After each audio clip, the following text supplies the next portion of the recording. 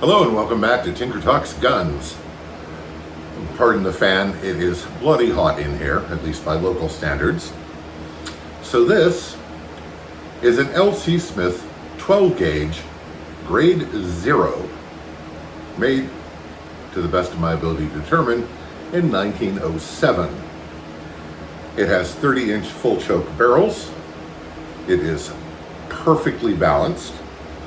It has lovely wood for the stock. And this has been a project of mine for some time. Because when I got it, it needed some work. Not the least of which was dealing with some minor pitting in the bores. So I learned how to hone shotgun barrels and very carefully did not over-hone them, because that is a way to kill any shotgun, particularly a fine antique shotgun. And this is a fine antique shotgun, or at least it was a fine gun when it was new. The grade 0 is the second lowest grade. The grade 00, which the 16 gauge I presented recently is an example of. And these guns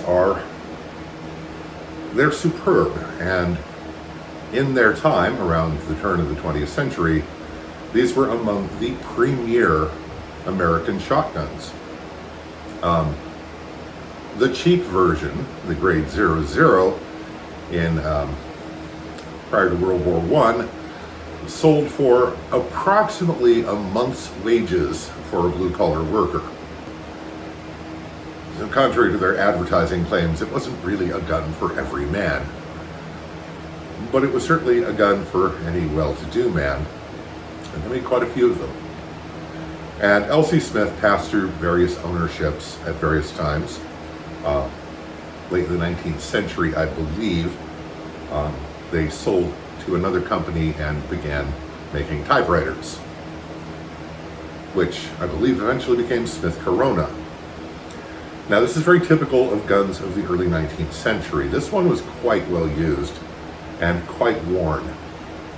There's very little of the checkering left on this side of the gun, where the fingers wrap around, but it's a bit better represented on the off side, where the palm is. It has double triggers.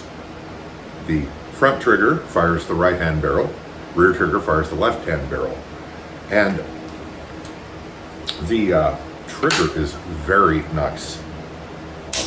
They are very light, very short travel, and just really, really good. It does have a Tang safety, which does not engage automatically. And it is, again, it's very typical of shotguns of its era, except for the quality. Now, it has a simple bead front sight, as you would expect, and it has a crossbolt locking system, you can see here, that is extremely secure. And this gun has extractors rather than ejectors, which is fine with me. I kind of prefer extractors.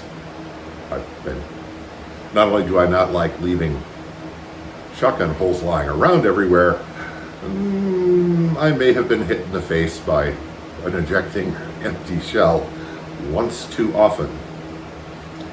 Now, as you will have seen, if you're paying attention, this is a Damascus shotgun. And in America, these have a dreadful reputation that is entirely undeserved. And there's a lot of different reasons for that. Part of the reason for that was the Krupp steel, or fluid steel, was coming into vogue about the same time that black powder was being replaced by smokeless powders. And mistakes were made. People who loaded their own shotgun shells, several of them at least, loaded the new smokeless powder by volume, just like they'd always done with black powder, and big surprise, they blew up their shotguns. And the signature thing about Krupp steel was that it was massively less expensive than Damascus barrels. but the manufacturers could tout it as being superior, so they could sell it at the same price as Damascus barrels, thus increasing their profit margin. And some companies, who shall remain nameless, even engaged in advertising campaigns where they explained how and why Damascus shotguns were unsafe. And by the 50s and 60s, Damascus shotguns were getting old. And they got a lot of bad press and a lot of bad memories, and that all compounded into the belief that they're fundamentally unsafe. Now, reference the work of Shelby Bell. He tested a whole lot of Damascus shotguns, and none of them blew up.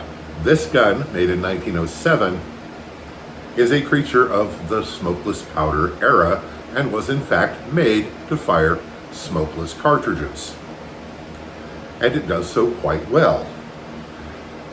Europeans, by the way, think we're crazy not to shoot our Damascus shotguns because they do it all the time, and European proof houses still occasionally nitro-proof antique shotguns with Damascus barrels. So it was largely a creature of marketing, and basically Damascus shotguns blow up for the same reason any shotgun does, generally speaking, because the barrel is plugged by a squib round or some other obstacle, or if they've been overhoned. There's a famous picture on the internet. Wow, man, I'm really getting into the weeds on this. I hadn't intended to. It's a famous picture of the internet of a barrel split open right in front of the chamber. And that is frequently cited on online forums and web pages as evidence that the guns are unsafe. But if you actually look at the picture, that material right in front of the chamber is paper thin where it burst. The gun was obviously badly overhoned, and that can happen. Now, again, I did carefully hone the barrels of this one, and before firing it, I consulted my shotgun guru, and he thoroughly examined it and pronounced that he would have no hesitation to shoot it. And so today I shot it for the first time at my friend Ben's property, and I used RST shells, which are low pressure shells formulated for antique shotguns. They have slightly lighter charges of shot and slightly lower velocity than modern commercial offerings. And they're formulated the way they are, not because of pressure. In a shotgun like this, pressure is not the enemy, recoil is. And if you subject them to excessive recoil, the less advanced materials will wear faster. Now, how fast will they wear? It depends on the load and how often you shoot them, but I know at least 2 people who put thousands of rounds a year through their Damascus doubles, hunting and shooting clays of various kinds of shooting sports. So, with a little bit of care and judicious loading, they last. And again, this gun, made in 1907, it locks up like a bank vault and is just in really good shape. It had suffered some neglect, so there was a little bit of freckling and like that in the chambers. But overall, it is a delightful thing. And it's just super nice to shoot. And of course, like many of its ilk and quality older shotguns, the balance is just right there. And so this is really a fitting companion to my 16 gauge LC Smith of similar vintage. So let's have a look at what it was like to shoot it. The LC Smith Grade 0. These are my first shots through it ever. And we're going to be firing some RST number 7.5 shot 2.5 inch shells. This is a 2 3/4 inch chamber, but the 2 and 2.5 are what I could get, and they'll work fine. So pop a couple of those in, and we're going to be patterning this. So here it goes.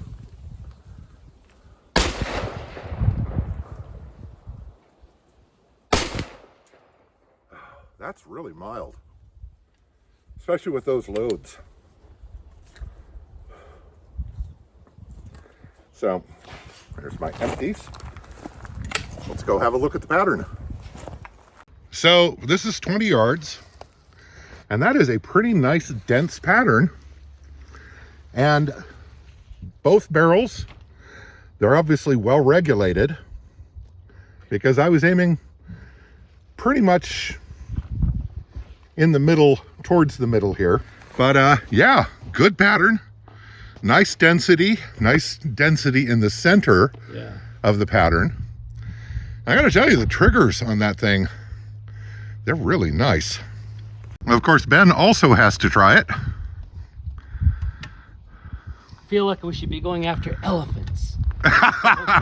Not with the 12 gauge. No, thank you. So one trigger's one barrel, one's the other. Yep.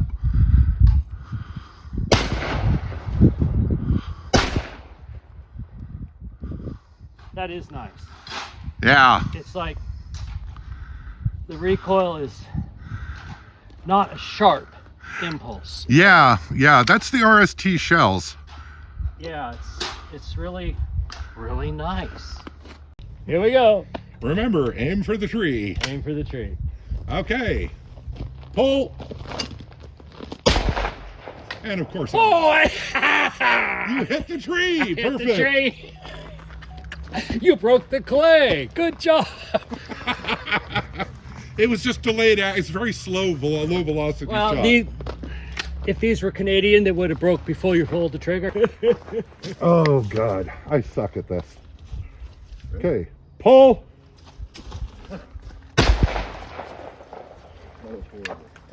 Yeah, but I hit it. You did. Nice.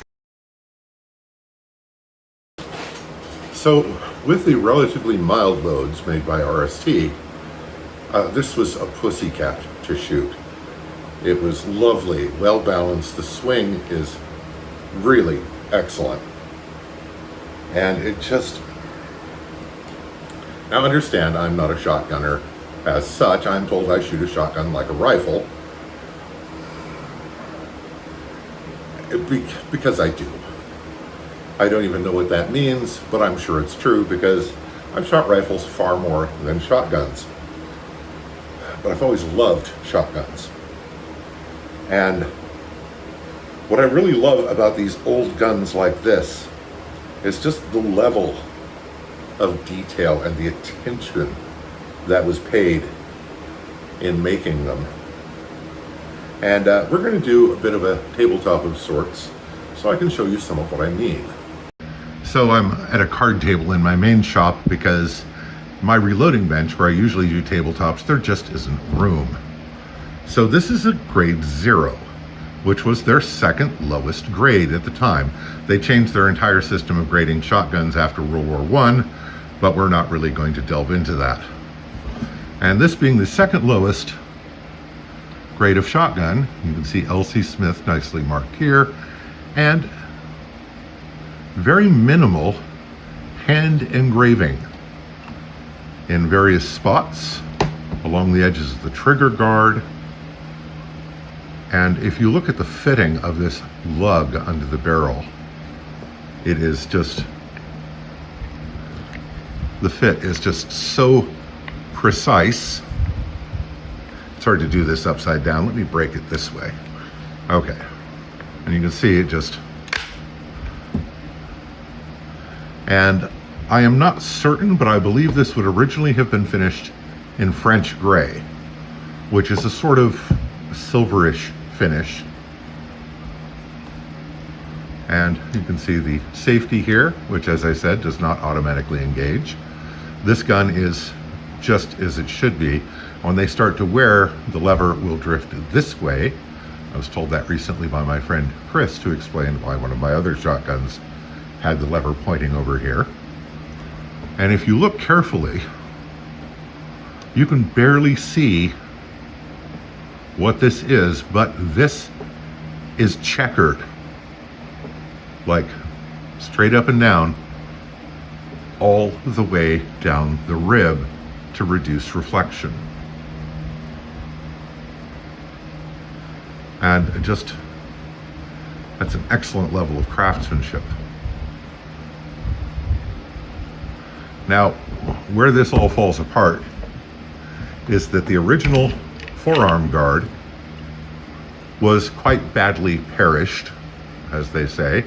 You can see I've had to inlay wood here and here because it was all broken apart, and there's like a spacer in here. And I have not bothered to take this further because I have been waiting for the right piece of walnut to make a replacement, and I finally procured that. And doing all of this inletting is going to be fun. The weird part is that I actually do find it fun, even though it's a pretty big pain in the ass to do with hand tools and chisels. And there is a bit of ebony embedded here, which is not on my 16 gauge gun of 00 grade. But this piece, it needs to be replaced, and I really wish I didn't have to, because this is the original wood and matches the stock perfectly, but I think I've come up with a pretty good match for it. Now, interestingly, this cock's different than most other doubles that I've seen, because these two levers are what cock the hammer when you break the shotgun. And of course, this is the end of the extractor, and that is acted on by this piece. So when you break the gun, it pushes this back, and then when you go to close it, it has slipped over this, so this is in the down position. When you bring it back, it pops up again. Pretty neat.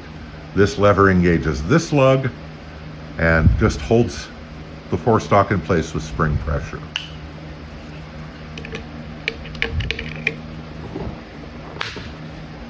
And it does snap nice and firmly in place, and it does stay there when you're shooting it. And of course, a lot of shotguns have one variation or other of this system. And I also wanted to show you this really nice piece of walnut. Just lovely. And again, I think I have what can be finished out to be a reasonable match for this.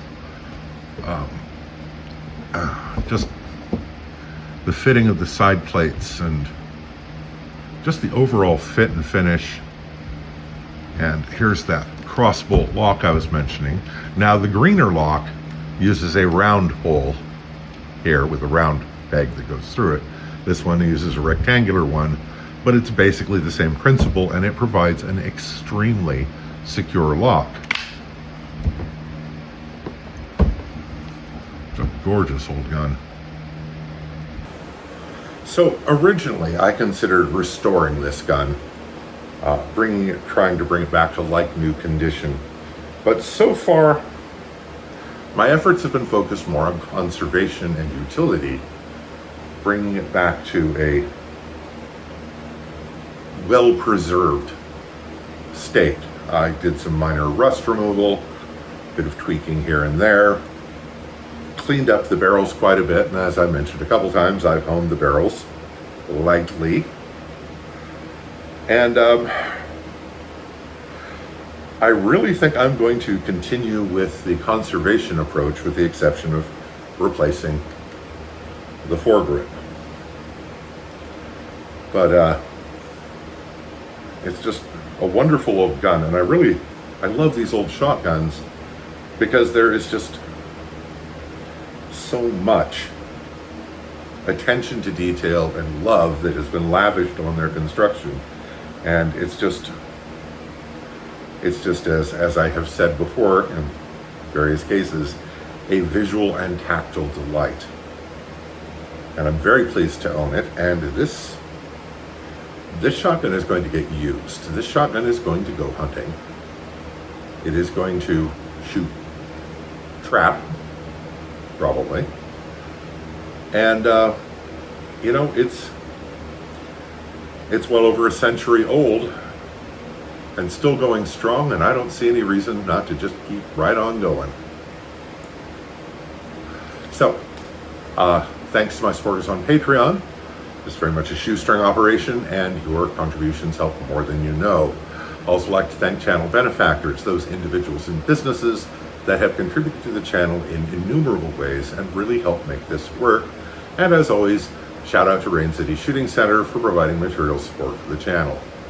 So, I hope this finds you well. Stay safe, take care, and I'll talk to you again real soon.